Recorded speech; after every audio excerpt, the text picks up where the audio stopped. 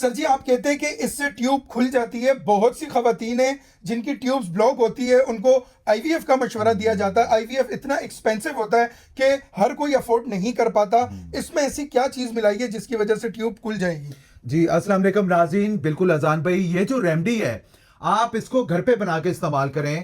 آپ کو آئی وی ایف کا بولا جا رہا ہے, آپ کو آئی وی ایف کروانے کی ہرگز ضرورت نہیں ہے. ایسے پیشنٹ جن کی ٹیوب بلاک ہے, ایک ٹیوب بند ہے یا دونوں ٹیوب بلاک ہیں, ہربل دوا سے الحمدللہ ٹیوبز اوپن ہو جاتی ہے اور ہربل دوا کی مدد سے پیگنسی بھی پاسبل ہو جاتی ہے.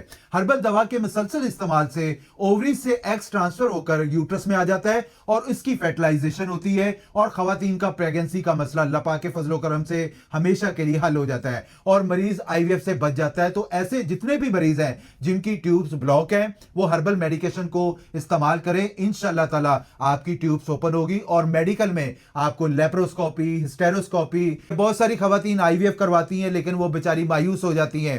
آپ اس کو استعمال کریں, انشاءاللہ تعالی آپ کو ٹیوبز آپ کی اوپن ہوگی اور اس کا کسی قسم کا اللہ پاک کے فضل و کرم سے سائیڈ ایفیکٹ نہیں ہے. اس میں لینا کہ آپ لوگوں نے میتھی دانہ لے لینا ہے 50 گرام, کلونجی لے لینا 50 گرام, السی کے بیج 50 گرام, آملہ خشک 50 گرام, جھال ارجن 50 گرام, پوس علیلہ 50 گرام, دھماسا 50 گرام اور زعفران 2 سے 4 گرام.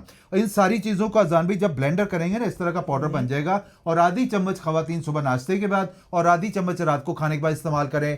انشاءاللہ تعالی آپ کی ٹیوبز اوپن ہوگی اور بے شمار خواتین ہمارے پاس اللہ پاک کے فضل و کرم سے یہاں ریکور ہو چکی ہیں. اس کا ہربل علاج ہے. آپ کو لیپروسکوپی یا ہسٹیروسکوپی یا آئی وی ایف کروانے کی ہرگز ضرورت نہیں ہے. آپ اس کو استعمال کریں, انشاءاللہ تعالی اللہ تعالیٰ آپ کو اولاد نینہ سے ضرور نوازے گا اور آپ کی ٹیوبز ضرور اوپن ہوگی انشاءاللہ. جزاک اللہ.